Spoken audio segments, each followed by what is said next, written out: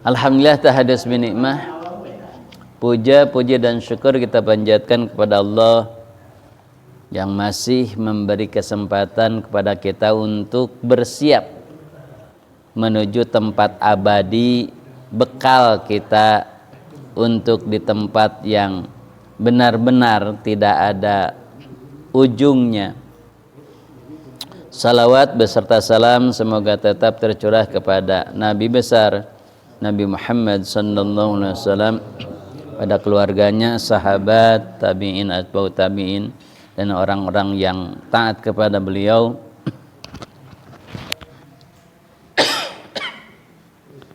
Dan mudah-mudahan kita pun termasuk orang-orang yang dianggap taat, patuh kepada beliau sehingga kita mendapat syafaatul udma fi yaumil jaza. Amin ya Allah ya rabbal alamin. Ibadah yang paling utama dan yang pertama ditanya oleh Allah, yang paling pokok adalah sholat. Sedangkan sholat itu jelas waktunya ya. Inna sholata kanat alal mu'minina kitaban mauquta. Sini ada ya. Yang ini yang belah sini. Balidanya.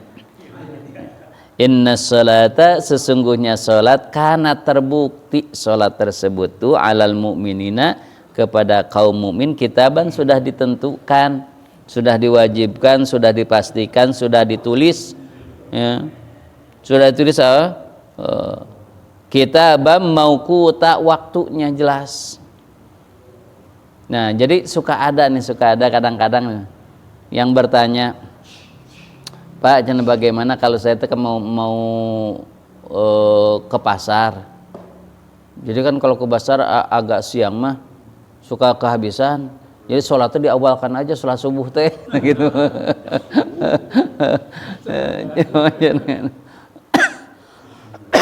Ya tidak bisa, karena mauquta sudah dijelaskan waktunya.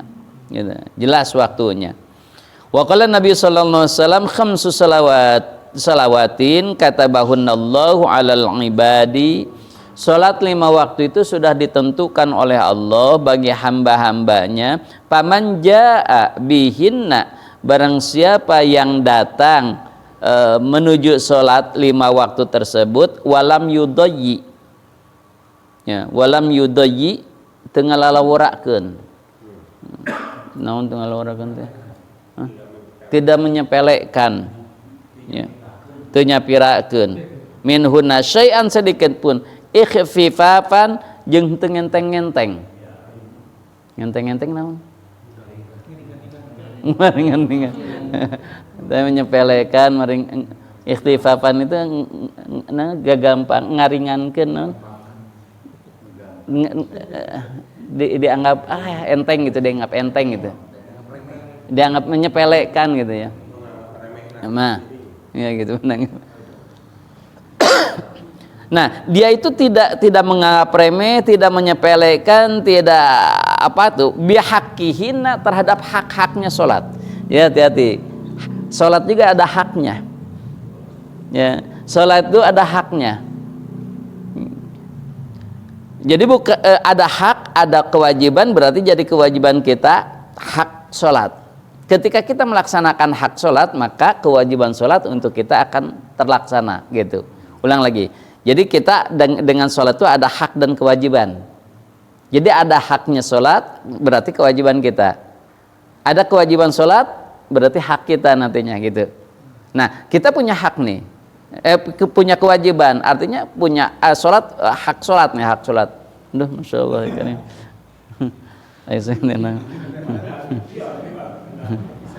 Ya siap. Nah, ini sudah dipenuhi hak-haknya, gitu. Sudah dipenuhi hak-haknya. Bagaimana hak-haknya itu? Nah, mulai dari mengangkat tangan itu ada haknya.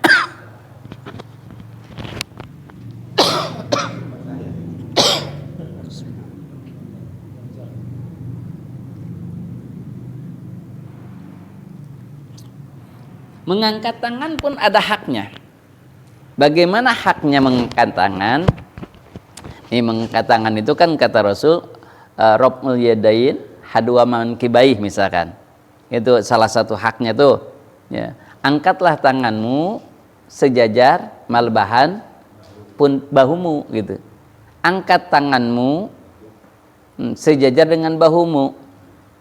Nah, di sini ada minimal ada 3 pendapat tuh mengangkat tangan tuh.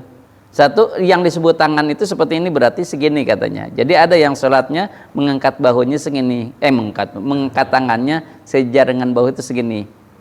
Ada yang berpendapat segitu. Kemudian ada yang menjabatkan kalau ini sama ini mah bukan tangan, tetapi disebutnya telapak tangan. Maka yang disebut tangan itu dari sini ke sini, maka agak atasan gitu. Makanya biasanya ini sejajarnya dengan ini, yang atas sejajar dengan ujung atasnya gini, sejajar. Gitu. Ada juga yang menyebutkan kalau tangan itu dari sini sampai sini sehingga agak tinggi, boleh silakan. Ulas teh kieu we hungkulnya. Jangan. Jadi segini. Nah, pada umumnya sih jumhur ulama menyebutkan segini. Gitu. Jadi segini. Nah, haknya bagaimana? Haknya laki-laki ini dibuka. Itu simbol atau mengisyaratkan bahwa seorang laki-laki itu harus terbuka dalam segala hal. Terbuka. Tidak boleh ada yang ditutup-tutupi. Gitu. Baik kepada istri, kepada anak, kepada tetangga, jangan ada yang ditutup-tutupi gitu. Gentleman, keren gitu. Jadi jangan terus terang gitu. Nah, kemudian haknya diangkat tangan saja, hak mengangkat tangan ini kan lagi ini si tangannya ini tadi terbuka, kemudian ini menghadap ke sana, ini sama menghadap, tidak boleh gini. Salatnya Allahu Akbar tidak bilang, tapi gini haknya tuh. Kemudian agak direnggangkan. Agak direnggang tong renggang-renggang tuh. Ya agak direnggangkan sedikit. Kemudian kata ulama bagusnya ini menghadap kiblat. Agak menghadap kiblat. Ini pun jangan terlalu gini, nanti gawat juga ya. Agak sedikit aja gini ya. Itu haknya. Ini pun jangan terlalu cepat. Ada haknya mengangkat tangan, jangan terlalu cepat. Jangan Allahu Akbar, jangan, tapi Allah. Kenapa? Karena ini udara, kemudian sirkulasi darah, ini itu sengaja oleh Allah gini.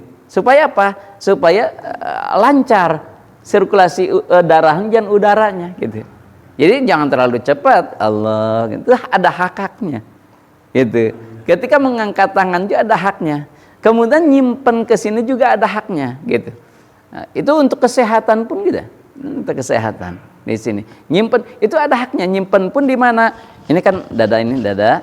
Ini dua jari kepada ke kiri itu ada hati di situ. Hatinya ditekan supaya setan, karena setan itu kan bercokolnya di hati.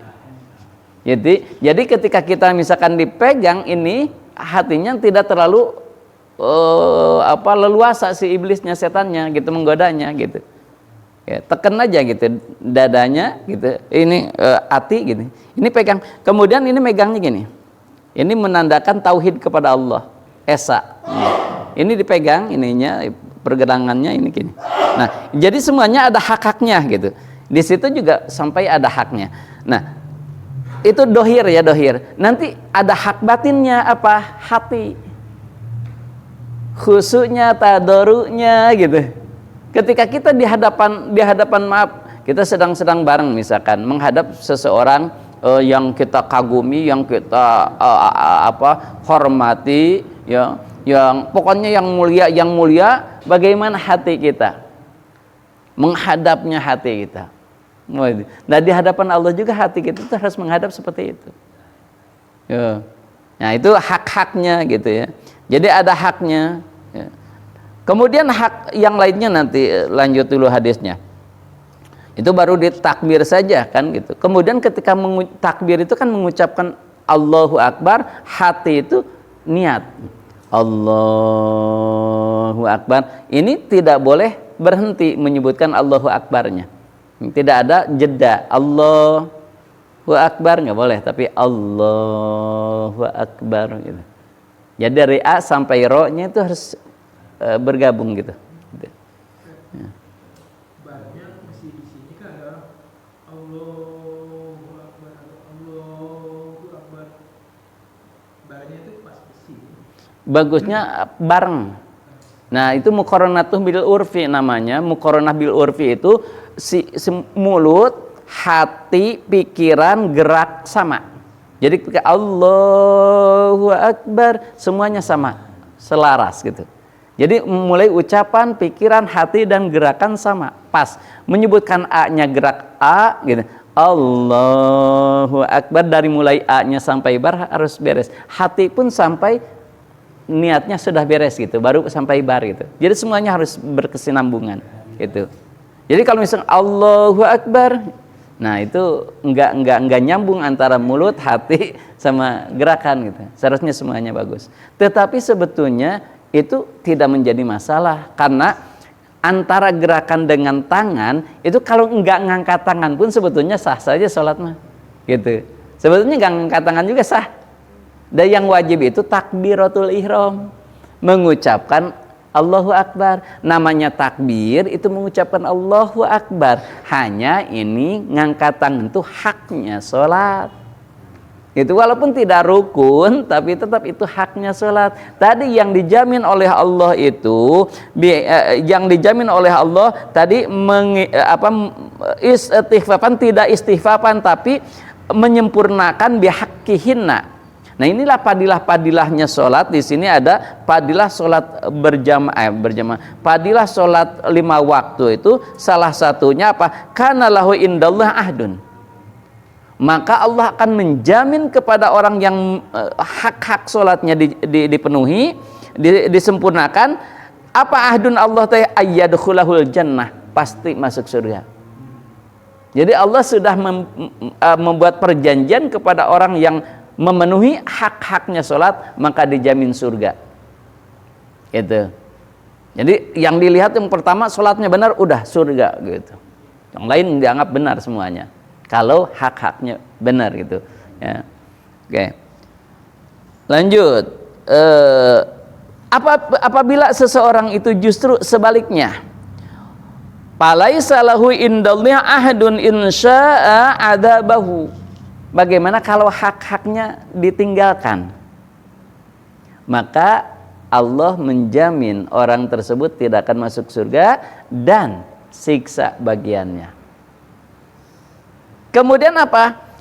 Nikmat-nikmat ibadahnya ditangguhkan oleh Allah, belum diberikan sebelum dosa sholatnya hapus dulu.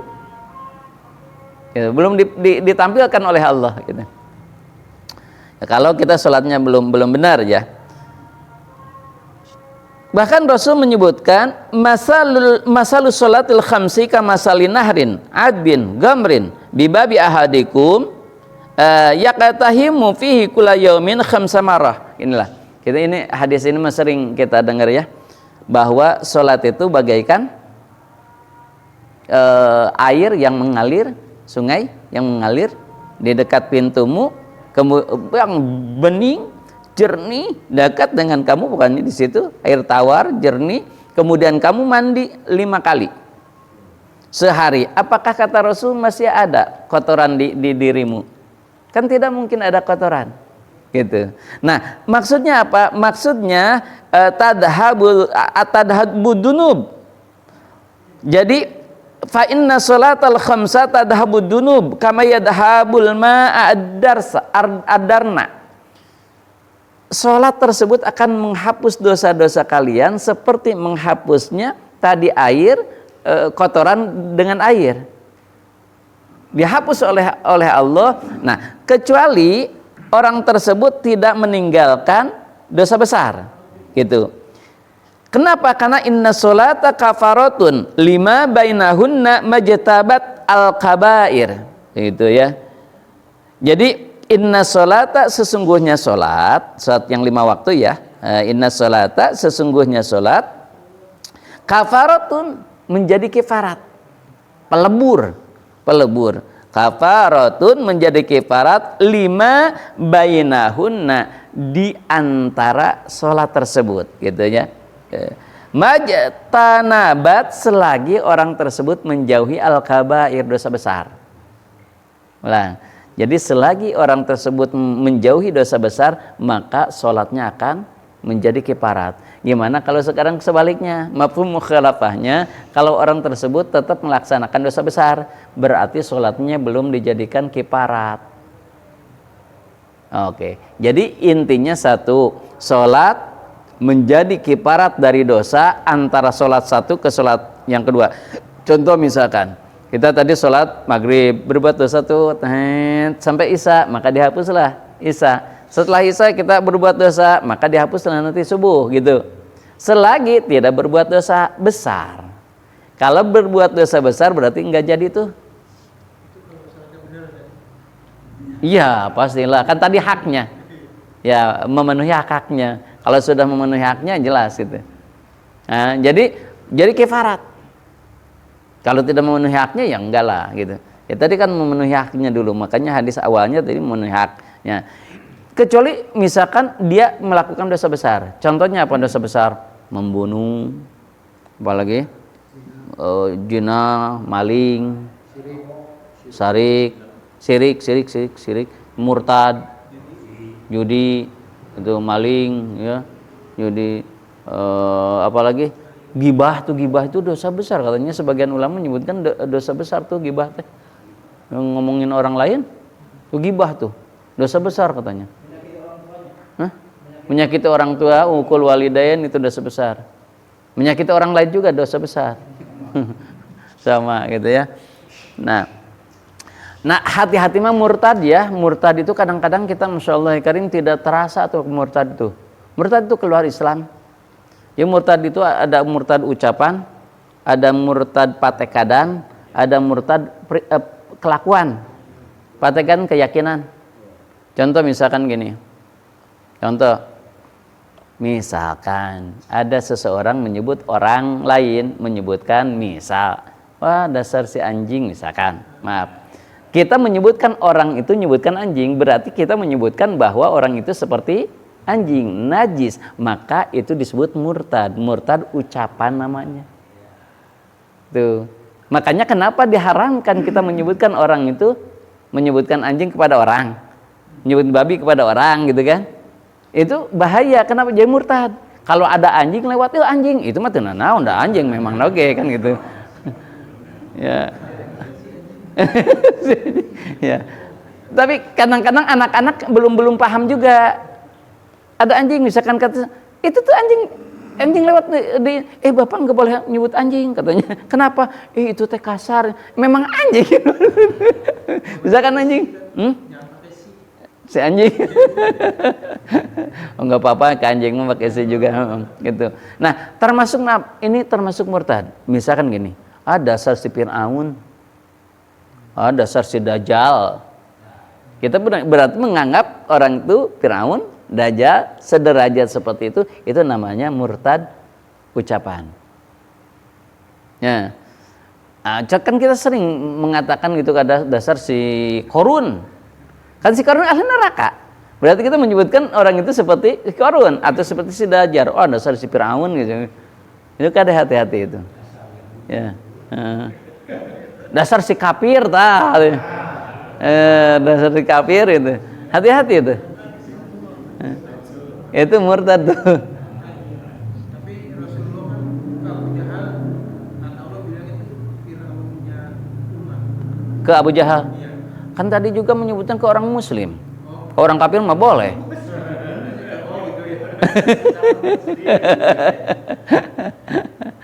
Kita misalkan ke Abu Jahal, dasar si Abu Jahalnya memang Abu Jahal. Atau misalkan ke orang kafir disebut Abu Jahal nggak apa-apa. Orang muslim nggak. Kita jadi murtad tuh. Kenapa? Karena menyebutkan orang kafir kepada orang mukmin itu kafir kitanya, kata Rasul. Gitu. Kemudian ada dosa-dosa besar juga menyepelekan agama. Contoh menyepelekan agama gini, hayu ngaji lain, sama kebenaran we teu dibere hayang we ngaji teh gitu, teu kabita we urang ngaji teh, nyebutkeun teu kabita karena ngaji, padahal itu kan kewajiban, itu menyepelekan. Nah itu juga dosa besar, bukan murtad, itu mah dosa besar tuh, menyepelekan. Hati-hati itu bahasa-bahasa gitu.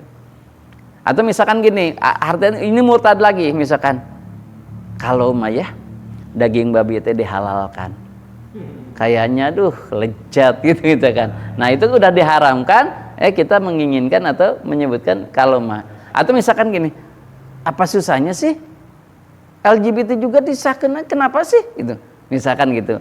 Menyetujui hal-hal yang diharamkan oleh Allah itu hati-hati. Isi aja murtad gitu, murtad ya. Hal yang sudah diharamkan oleh Allah kita setujui gitu. Aduh hati-hati tuh. Ya, gitu. Kadanya. Kalau nanya dia teh Islam nggak sih sebenarnya?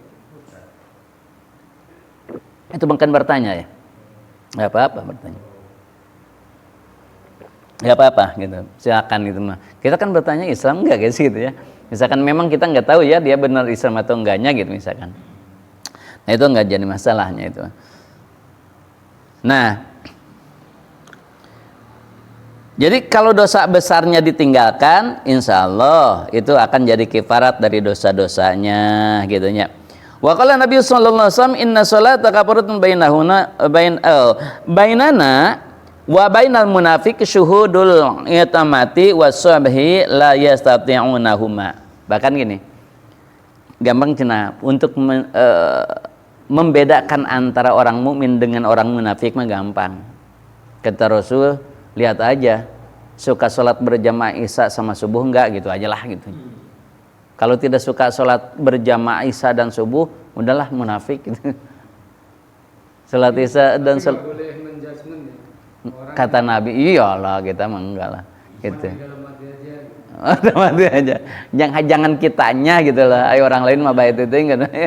Jangan ada sarsi munafik, nggak boleh gitu juga. Itu bahaya ya.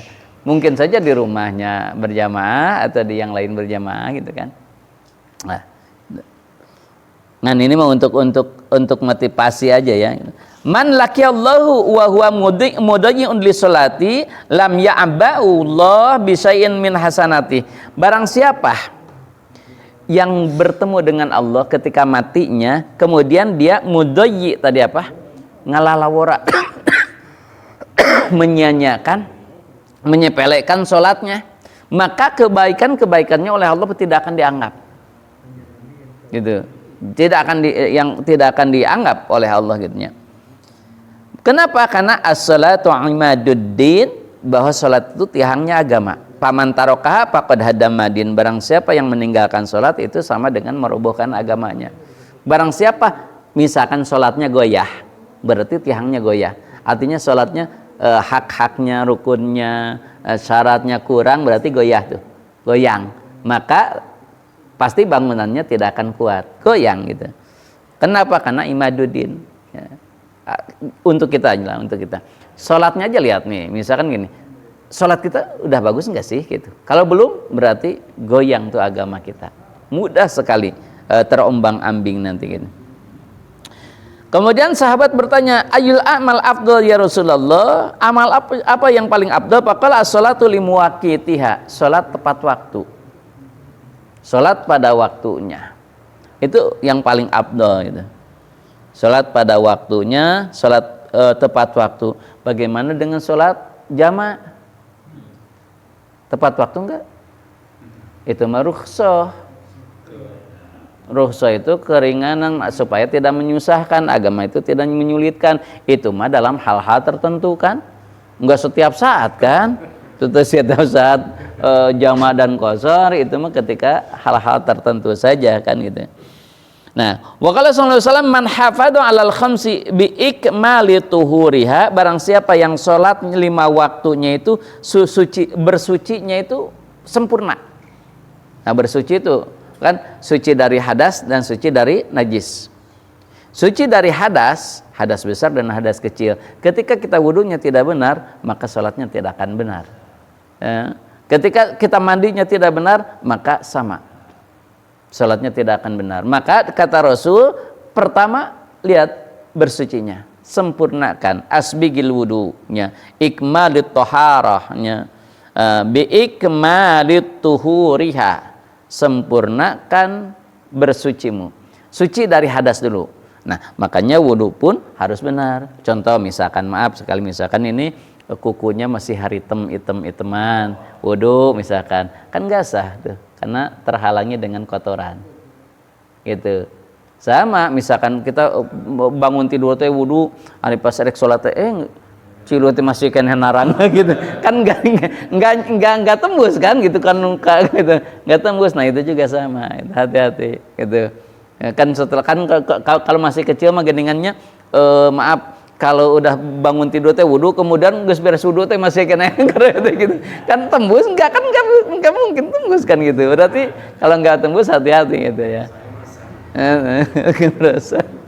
Nah, kemudian apalagi yang berhubungan dengan yang kotor itu, cat atau apa, oli gitu ya, itu mah hati-hati, harus benar-benar itu ya, harus gitu, yang kerjanya yang gitu mah rada capek pasti ya gitu, kalau mau wudu itu bersihnya gitu ya, tukang ngecat, tukang oli gitu ya, mau sholat itu wah gitu ya, harus ekstra gitu ya, pekerjaan. Makanya Nabi itu menyebutkan pekerjaan yang paling bagus itu pekerjaan yang tidak mengeluarkan tenaga kasar, tidak mengeluarkan tenaga atau otot kasar gitu, tapi lebih mengeluarkan otak, ilmu gitu.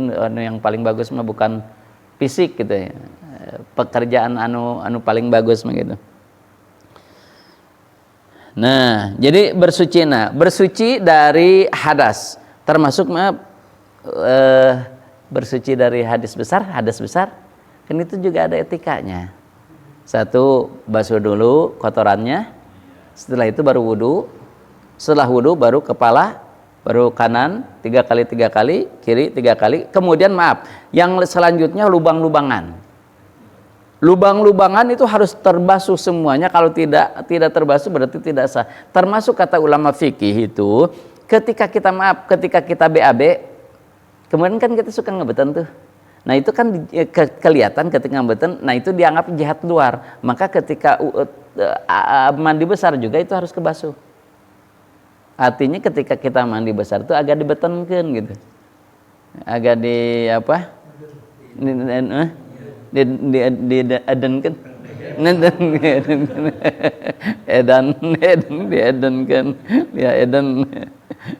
Nah, itu kenapa? Nah, termasuk misalkan mulut kan biasanya ketika bicara atau ketawa ini kelihatan, maka harus dibasuh. Maka kumur-kumur kan? Maka kan perempuan lipstik lebar, jadi wudunya kayak nah, itu enggak sah jelas. Nah, itu termasuk ini gitu. Perempuan hati-hati ya ketika di luar ini, kadang-kadang kan mungkin kerudungnya gini, hanya gini aja gitu. Tidak boleh ada yang menghalangi tembusnya air ke kulit atau yang mengubah air itu tersendiri. Contoh misalkan pakai hand body ya gitu. Kemudian ketika wudu kan ketika karaosketnya gitu. Yang suka pakai, tapi laki-laki jarang. Ini tanggung jawab kita untuk mengajarkan istri anak kita juga harus benar gitu.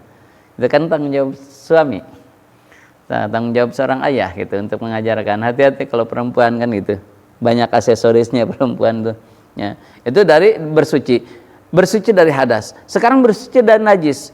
Hati-hati pakaiannya, badannya, tempatnya. Lari-lari anak lompat ke itu dia tenyanak nganggo sendal kan anak-anak datang ke sini lagi, kita pakai sholat udah hati-hati tuh. Makanya minimal kita anak-anak tuh dicaram lah gitu. Kalau lari kan brotok lompat ke itu pakai sendal, balik ke dia gitu. Di luar, namanya di luar kan, wah nggak terjamin kan kesuciannya gitu. Khawatirnya itu harus ketika tidak suci berarti tidak sah kan gitu.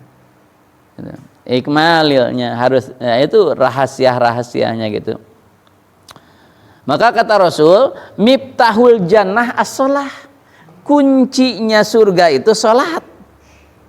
Kalau sholatnya benar, udah dipegang kuncinya, sudah dapat kuncinya gitu ya. Nah, yang selanjutnya, hati-hati harus disempurnakan mawaqituha, waktunya. Jangan menyepelekan waktu. Contoh gini, maaf, misalkan kita sedang pas baru pulang nyantai, aduh gila capek heula, kalem sholat teh. Nah, itu kan berarti menyia-nyiakan, menyepelekan waktu dalam sholat gitu. Aduh, yang paling repot mah ketika rapat, ketika kerja gitu ya, urusan dunia gitu ya.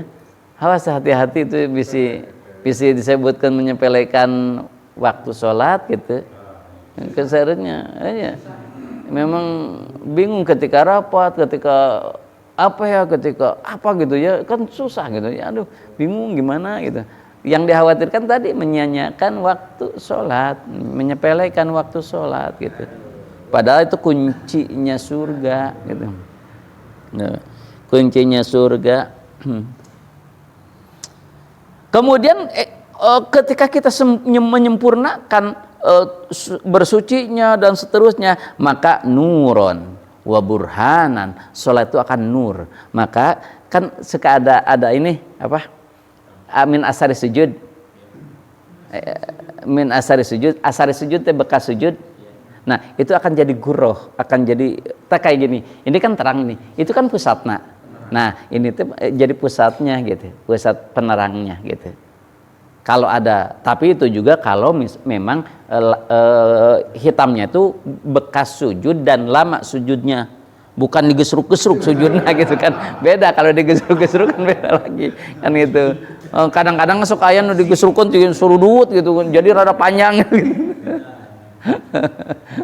Nah, sebetulnya min asari sujud itu kan ketika anggota sujud itu mana banyak kan anggota sujud ini kemudian ini misalkan kita sujud teh tangan sampai sasanggeulun paca kan sujud teh itu min asari sujud. Atau ini lutut kan suka hitam hidung itu min asari sujud, asal lain di dagor-dagor gitunya. Nah atau gimana kalau kan kadang-kadang ada orang nih yang lama duduk tasyahudnya. Contoh misalkan kan kalau lama duduk masukin dikit suka sasangaleun. Min asari min asari tasyahud. Aya dina hadis min asari tasyahud. Min asari tasyahud ya tasyahud min asari tasyahud. Gitu. Jadi kalau itu masya Allah nanti pas kelihatan mencorong gitu ya, masya Allah gitu ya. Jadi nur, ya. Sholat itu jadi nur. Walaupun tidak ada min asari, enggak kelihatan, sebetulnya sudah kelihatan oleh Allah orang yang lama sujudnya. Kan sekarang mah agak kecil kemungkinannya ada orang memiliki min asari sujud. Kecil kemungkinannya. Kenapa? Karena sekarang pada empuk ininya. Jarang karena ininya empuk. Beda kalau yang dulu kan karpetnya teh karpet nu hejo teh nu hejo. Oh yang panas kan yang gitu mah agak lama teh pasti hidung. Anu kieu mah moal hese komokan sajadah empuk kayak mah sajadah. Tah yang gini gitu dulu kan ini. Iya, nanti diganti lagi.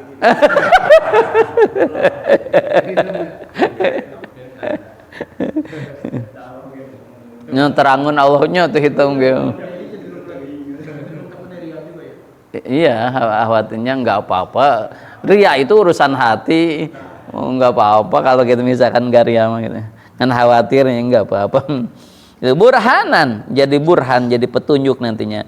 Yaumul qiyamah di yaumul qiyamah. Wa man dayyaha hasyara, maka barang siapa yang menyepelekan sholat nantinya paling rugi, paling sedih katanya. Hasyara ma Fir'aun, maka disatukan dengan Fir'aun wa Haman jeung si Haman.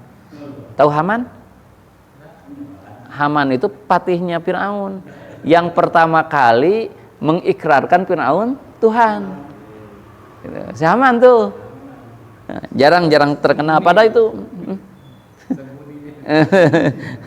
Ya Firaun sama Haman gitu ya, menyepelekan itu ya. Nah ini, hati-hati yang tadi murtad gini. Kan kita makan dulu, salat dulu. Alah, salat nomor 2, ayo makan heula. Tuh. Berarti dia kan bilangnya salat nomor 2, hayu makan dulu. Berarti nomor 1-nya makan, bukan syahadat. Tapi bilangnya dia kan syahadat nomor 1 makan baiklah, dan itu nomor 2. Nah gitu nomor 1 syahadat, tapi nu dibuktinya makan kahiji. Nah itu bahaya. Nah itulah bahasanya. Mending makan ingat sholat atau mending sholat ingat makan? nyat entong dua nana ya keur salat mah salat itu inget makan. Memang kalau sudah makan kita tidak ingat dunia, ingat sama gitu ya. Jadi itu mah hanya yang sudah dihidangkan gitu kan, ada kajian seperti itu gimana? kenapa kan dalam hadis ini kalau kita misalkan sudah ada hidangan kemudian ada sholat maka makan dulu. Kenapa? Bukan mendahulukan makan, mendahulukan khusyuk. Bukan karena misalkan mendahulukan makan, bukan, karena sudah siap tinggal makan itu pasti bakal mikir aduh gitu saya pun senawan.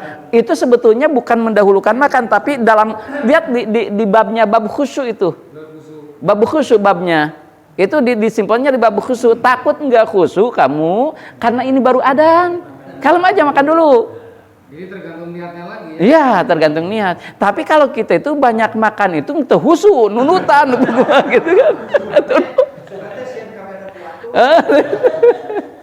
Ya karena tidak khusyuk. Itu sebetulnya konsepnya bukan mendahulukan mana, tetapi itu khusyuk konsepnya gitu.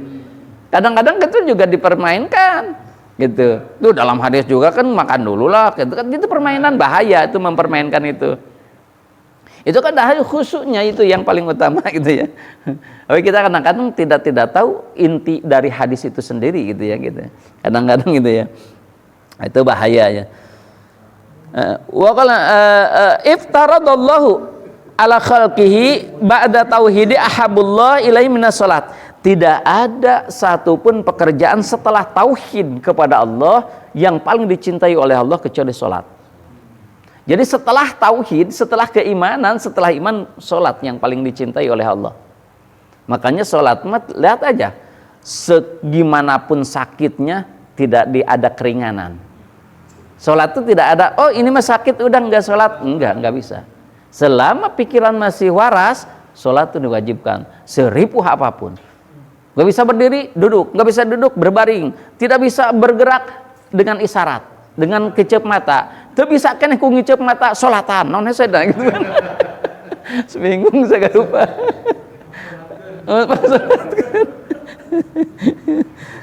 Gitu. Yang paling dicintai oleh Allah itu ya gitu. Bahkan walau kana syai'un ahabu ilaihi minha ta'budu bihi malaikatuhu faminhum raki'an wa minhum sajidan wa minhum qa'iman wa minhum qa'idan. Ada khusus Allah menciptakan malaikat itu selamanya dia berdiri dan bacaan-bacaan berdiri. Dia nggak pernah apapun, berdiri aja. Nggak pernah makan, minum dan seterusnya. Memang malaikat kalau diciptakan awalnya berdiri dalam sholat, dia berdiri terus.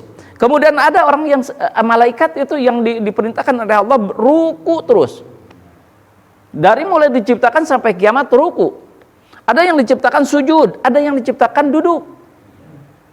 Duduk kan ya, duduk tasyahud gitu, duduk doa di antara dua sujud gitu, duduk di antara dua sujud gitu. Itu aja semuanya. Untuk siapa pahalanya? Untuk yang benar masing-masing tersebut. Kalau rukunya baik, maka yang tadi pahalanya. Untuk apa malaikat mah perluan pahala? Kenapa? Dan malaikat nggak akan dihisab. Setan dihisab tuh nya. Moal atuh naon dihisab, naon dihisab da eueuh kalusanana. Asup langsung ke neraka. Hah? Oh, baladna setan mah. Setan mau dihisab langsung ke neraka. Malaikat mau dihisab ke surga. Ngan namanya malaikat kan ke surganya monoton di surganya dan nggak ada ke amal-amal diperhitungkan. Monoton. Makanya kalau manusia itu baiknya hebat bisa melebihi malaikat derajatnya. Tapi kalau jeleknya benar-benar lebih daripada setan. Itu siksanya teh bahayana gitu. Manusia itu bisa lebih hebat gitu daripada malaikat pahalanya. Malaikat monoton. Kenapa? Nggak ada nafsu, nggak ada tantangan.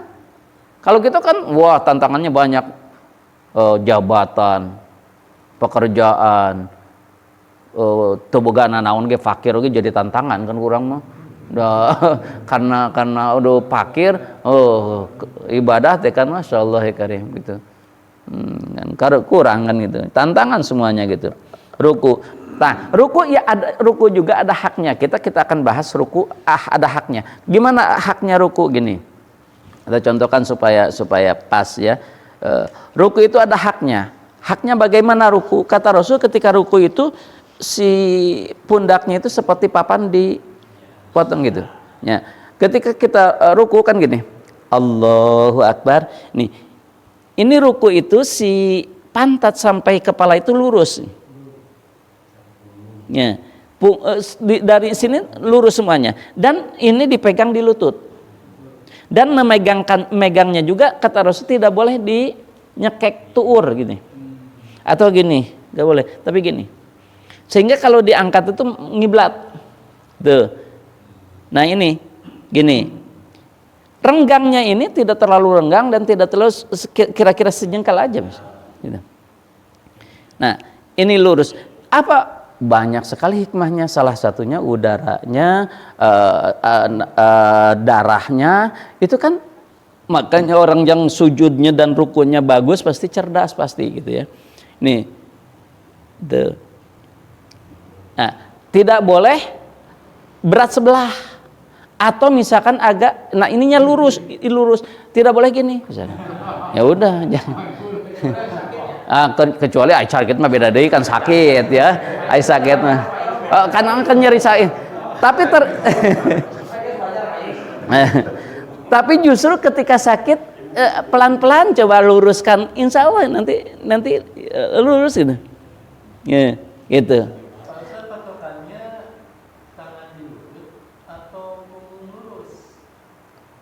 Sebetulnya lurus punggungnya.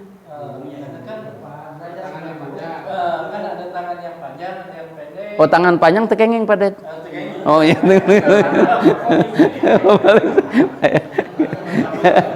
Patokannya ini. Gitu. Kaki juga ada yang panjang, ada yang. Iya, betul. Patokannya ini. Kenapa? Karena kalau tangan sebetulnya kalau gini pun sah, padet. Jadi tangan itu enggak menentukan, yang penting ininya. Kalau gini sholatnya misalkan sah-sah aja. Hanya hak-hak sholat tadi tidak terpenuhi gitu. Saya pernah sholat di berjamaah di masjid ITB itu Salman. Oh, Salman. Selama sebelum sholat di sana saya berpatokan tuh yang lurus kaki itu ujung depan. Ternyata belakang. Kenengnya. Panjang kaki beda-beda. Iya, betul. Memang keneng. Dan termasuk rapat juga bukan kaki, pundak. Ketika sholat rapat itu ini pundak. Ada yang sampai caregang yuk. Ya, itu salah patokan. Patokannya sama yang rapat itu kaki bukan. Itu dia merapat ke kanan kan. Iya. Kaki biasa aja. Lurus. Makanya ya gitu. Ya itu pemahaman ya itu beda-beda. Lurus sama bahu kan Ap- kaki juga posisi kaki. Iya, posisi lurus, haknya gini. Jadi sejajar dengan ini aja. Gitu. Jadi bukan caregang, Ini. caregang justru enggak. Ngaganggu orang tuh. Ngudag-ngudag suku baturnya. Itu nyaman gitu ya. Nah. Bahkan dalam hadis gini, man tarokas sholat muta'ammidan faqad kafara. Barang siapa yang meninggalkan sholat sengaja, maka faqad kafara, maka yakin kafir. Sengaja aja ini mah enggak. Ya mah menyepelekan aja tadi itu. Makanya kata Umar, saya tidak pernah melihat atau mendengar satu hadis ancamannya seperti ancaman sholat gitu. Sholat itu Masya Allah ya Karim, ancamannya berat sekali gitu. Karena tadi yang paling dicintai oleh Allah. Sehingga Allah tidak ada rukhsah untuk sholat. Ini mah sedang lapar, nggak usah sholat, nggak bisa. Gitu. Tapi kalau saum, kalau ada sakit misalkan bisa dengan fidyah gitu ya, dengan qada gitu. Tapi kalau sholat apapun harus gitu. Berarti kalau dia sengaja ninggalin zuhur gitu ya, kafaro tadi kan beda. Terus pas mau sholat asar dia harus hadat lagi ya. Oke. Ya, yang enggak salah. Ya maksud di sini kan ancaman aja sih sebetulnya, bukan asli kafir, bukan kafir datiyah gitu ya. Tapi kalau mau syahadat ya memang lebih bagusnya memang gitu kan. Maka kata Rasul apa? Jaddidu imanakum, perbaharuilah imanmu. Kan gitu. Rasul itu menyebutkan setiap perbaharuilah imanmu. Terkadang kan tadi seperti kufur yang barusan gitu, kata-kata kufur, perilaku kufur kan kita nggak ngeh gitu. Nah itu makanya jadidu imanakum kata Rasul, perbaharuilah imanmu minimal bila ilaha illallah Muhammadur Rasulullah, minimal dengan mengucapkan la ilaha illallah Muhammadur Rasulullah. Jadi kita nggak boleh melabeli takdiri ya. Iya nggak boleh, nggak boleh. Kecuali dia memang benar-benar Kafirnya murtad benar gitu ya. Ini mah hanya ancamannya aja gitu. Kafirnya di sini saking beratnya gitu ya, meninggalkan sholat, bukan asli kafir hakiki gitu ya maksudnya. Gitu dosanya gitu seperti itu. Ya taubat. Gitu. Taubatnya gimana? Ya namanya taubat kalau Imam Syafi'i namanya hutang ya harus dibayar. Mungkin kalau kita punya hutang ya kita harus bayar, maka Imam Syafi'i menyebutkan harus qada. Jangankan disengaja, nggak sengaja aja ketiduran atau lupa harus diqada. Kata Rasul di dalam hadis kan yang hanya dua kan dalam hadis tuh, ketiduran dan lupa. Itu diqada kata Imam Syafi'i, lupa saja, tidur saja harus diqada, apalagi sengaja. Tapi beda dengan Imam Hanafi, kalau disengaja mah enggak harus diqada dan memang sengaja. Ya tinggal urusan kewe di akhirat. Kan lebih berat kalau gitu urusan ke di akhirat mah kan gitu. Mendingan coba aja di dunia menurut Imam Syafi'i, coba aja diqada. Menurut Imam Hanafi enggak usah diqada, dan memang sengaja. Nanti urusan di akhirat itu aja tuh. Itu mah lebih berat kalau menurut saya itu Imam Hanafi lebih berat gitu. Kayaknya seperti ringan ketika kita enggak ini, yang penting tobat aja. Enggak, tobatnya gimana? Tobatnya kan harus bayar gitu. Tobatnya itu harus bayar gitu. Ya, mengembalikan gitu, bayar hutangnya gitu. Ayu qaraba ayan khila anil iman bin khilai urutihi wa syukuti imadihi. Apa sih pekerjaan yang gampang sekali menebalkan iman, gampang sekali nyopotkan iman? Kata Rasul, sholat. Sholat tuh nyopot iman gampang, menebalkan iman gampang. Ini sholat tuh. Man taraka salata muta'ammidan faqad bari'a min dimati Muhammadin sallallahu alaihi wasallam. Barang siapa yang meninggalkan sholat sengaja, pasti tidak akan ditanggung oleh Nabi apapun gitu. Faqad bari'a Muhammad. Nabi Muhammad itu, kamu tidak ada urusan denganku gitu. Lepas diri Nabi itu gitu. Kalau orang yang menyepelekan, itu umat Nabi padahal gitu misalkan, tapi dia menyepelekan sholat, kata Nabi, nggak ada urusan denganku, kamu silakan aja menyepelekan gitu. Jadi orang yang menyepelekan itu jangan dikira tidak sholat saja. Dalam sholatnya barjeng huai, yeuna kan menyepelekan tuh. Gitu. Barjeng keur sholat kikieuan gitu ya. Kaki sakit gitunya, kaki carangke gitunya. Itu kan bahaya itu, menyepelekan tuh ya. Menyepelekan sholat gitu.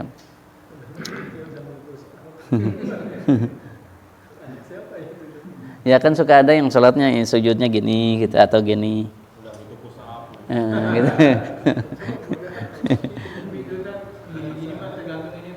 Apa?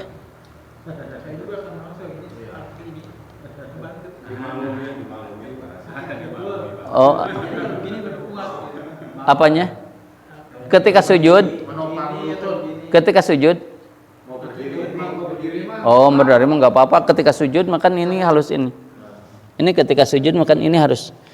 Kalau ini mah jangankan tidak terkena semuanya, ada yang menghalangi aja nggak sah tuh. Contoh misalkan kita pakai sorban, kemudian kita kehalangan ininya, itu sah, gitu. Itu sah. Kalau gimana kan kita juga ada karpet, ada sejadah, kan itu kehalangan. Yang dimaksud kehalangan itu yaitu kehalangan dengan barang yang dibawa gerak oleh kita. Sajadah itu dibawa gerak ke orang, teu nanaon aya kitu mah. Yang dibawa oleh gerak oleh kita, contoh peci, kieu pecina sholat teu sah. Karena kabawa gerak oleh kita, dibawa oleh kita, sama ini juga mukena gitu, sama gitu. Harus dijatuhkan ya. Kenapa? Ketika sebelah ini kan tergantung terhalangi kan. Itu yang benar ini harus dijatuhkan katanya. Si sorbannya. Rek dilepaskan, rek ieu dilepaskan teu kan gini, misalkan gini. Ini kena gini. Apakah ininya mau dilepaskan atau ininya mau diginikan? Kan gitu gampang. Iya boleh. Iya, kalau dijatuhkan berarti nggak pakai sorban lagi kan gitu. Ya nggak apa-apa gitu. Ini jadi ke sini nggak apa-apa karena ini nggak ke bawah. Tapi misalkan kan gini. Ini kena gini. Misalkan sujudnya gini. Kita ingin sujudnya gini. Ya, mau dilepaskan silahkan, mau dicopot ini bilang silahkan nggak apa-apa. Gitu. Copot misalkan tina menghalanginya nggak apa-apa. Gitu ya. Jadi ada hak-haknya gitu dalam sholat juga gitu ya. Mau tanya, 3 kali gerakan sia-sia. Oh, nah termasuk itu menyanyikan gerakan misalkan gini, gerakan 3 kali berturut-turut tuh bukan gini. Pemahaman saya juga dulu ketika anak-anak itu, ya gatal tidak boleh gerak 3 kali, karek sekali kalau naik. Wah 2 kali gitu. Nggak 2 kali, itu menang 3 kali. Bukan gitu ternyata. Ternyata ini gerakan 3 kali itu 1, 2, 3. Itu udah 3 gerakan teh. Makanya kata ulama ketika gerak itu ini si sikut nggak boleh gerak ini. Gitu. Kalau gatal teh gitu. Itu etika.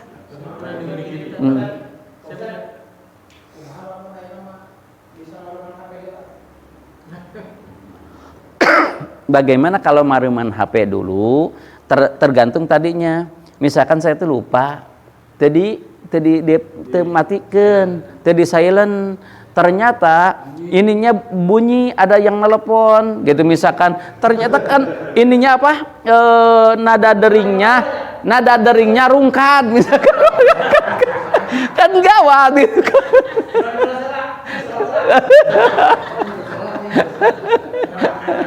Nah, gimana caranya? Takut nanti nelpon lagi karena ini tidak ini, langsung aja Allahu Akbar, matiin lagi. Bukan kayak heula salat heulanya, wah gitu mah batal atuh gawat. Matiin langsung gitu. Lupa gitu ya. Itu kenapa bisa gitu? Karena supaya tidak mengganggu orang lain. Mengganggu orang lain lebih parah gitu. Kan kita kan so hebat gitu kan tong gerak gitu ya, diantep we bunyi ge batur lah kaki kieu.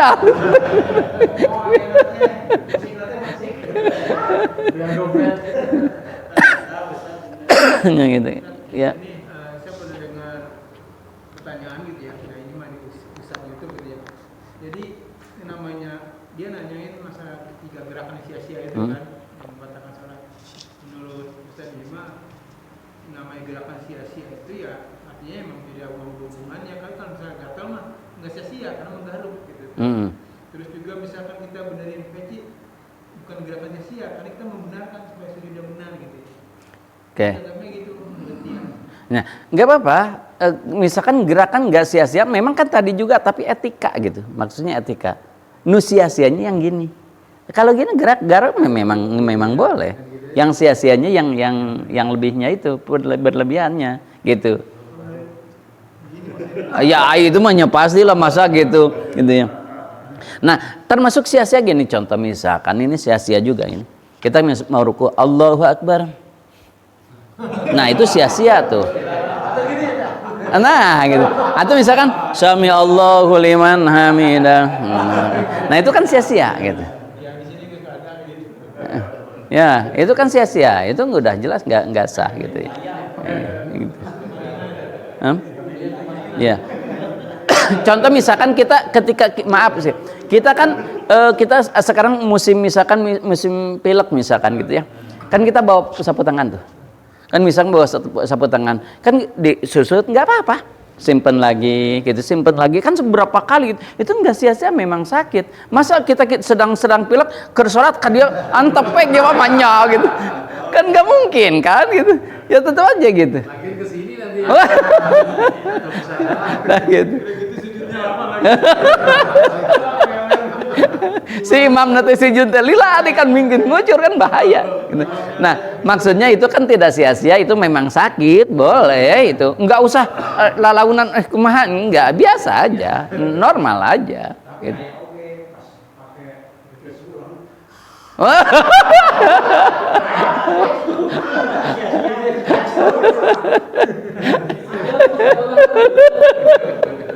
Nggak kebal.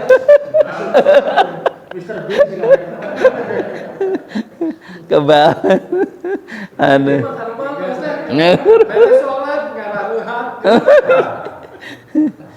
Tapi itu memang ada hadisnya Pak Dad. Kata dalam hadisnya gini, barang siapa misalkan maaf sekali seperti itu terdengar oleh orang lain, itu orang yang tidak beretika katanya. Ya, betul. Itu kan bahaya itu.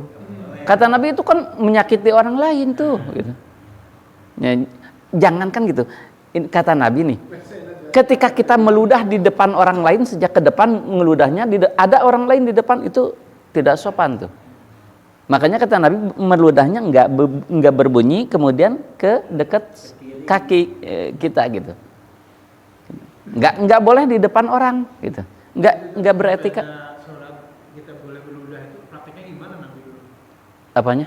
Kan kita boleh sholat itu boleh berludah itu ke kiri ya. Bukan maksudnya ketika sholat itu kan maaf, kalau imam kan suka ada dahak gitu, udah gitu ke pinggir, nggak bersuara tapi gitu ke pinggir. Kenapa? Karena kan dulu itu nggak ada karpet, nggak ada keramik, nanti akan pasir kan nanti akan hilang gitu.